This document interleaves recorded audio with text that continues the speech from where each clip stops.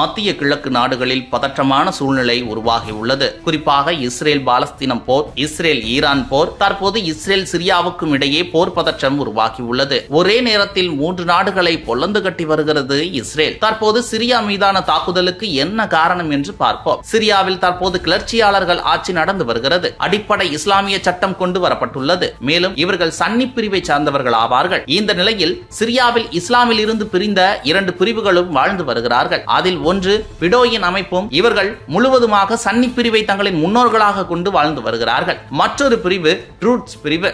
இவர்களை இஸ்லாமியர்களாக சிரியா அரசு ஏற்றுக்கொள்ளவில்லை.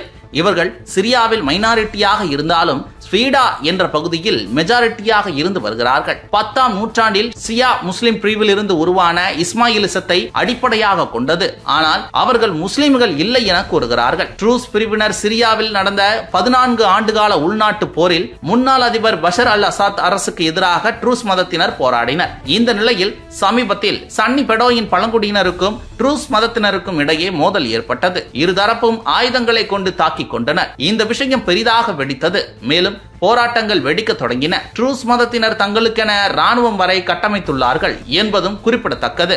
இதனிடையே இங்கு அமைதியை ஏற்படுத்த சிரியா ராணுவ படைகள் அனுப்பப்பட்டன. அவர்களுக்கும் ட்ரூஸ் மதத்தினருக்கும் இடையே மோதல் ஏற்பட்டது. இதில் ட்ரூஸ் மதத்தைச் சேர்ந்த 250 பேர் கொல்லப்பட்டுள்ளதாக பிரிட்டனைச் சேர்ந்த போர் கண்காணிப்பு அமைப்பு தெரிவித்துள்ளது. இதற்கிடையே ட்ரூஸ் அமைப்பினர் மெஜாரிட்டியாக இருக்கும் நம் பகுதியில் வந்து அவர்கள் எப்படி நம்மை தாக்கலாம் என சன்னி பிரிவை சார்ந்தவர்களை நடு ரோட்டில் வைத்து தூக்கிலிடச் செய்தனர்.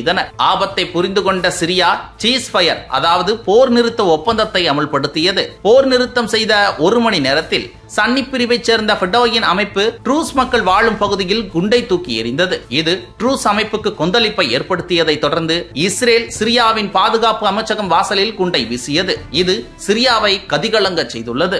இஸ்ரேல் இஸ்லாமிய பிரிவான ட்ரூஸ் அமைப்புக்கு ஆதரவாக குரல் கொடுத்துள்ளது என கேள்விகள் எழலாம். அதற்கு காரணம் ட்ரூஸ் மக்கள் அதிகமாக வாழும் ஸ்வீடா பகுதியின் எல்லையை இஸ்ரேல் பகிர்ந்துள்ளது. அது மட்டுமல்லாமல் இஸ்ரேலின் யூதர்களும் ட்ரூஸ் மக்களும் நண்பர்களாக பழகி வருகிறார்கள் என்பதுதான் காரணம். நண்பேண்டா என்ற கான்செப்டில் சிரியாவின் இதயத்தில் ஈட்டியை விட்டுள்ளது இஸ்ரேல்.